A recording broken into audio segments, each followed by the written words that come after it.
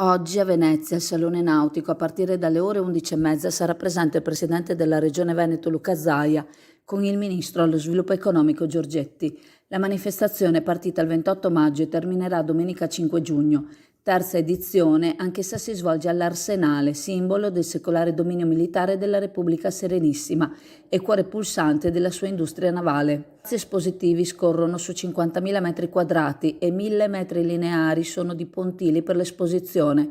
40 sono gli ormeggi dedicati a yacht e super yacht, vela e altre tipologie di imbarcazioni, uno spazio espositivo outdoor di 30.000 metri quadrati e uno spazio espositivo indoor di 5.000 metri quadri.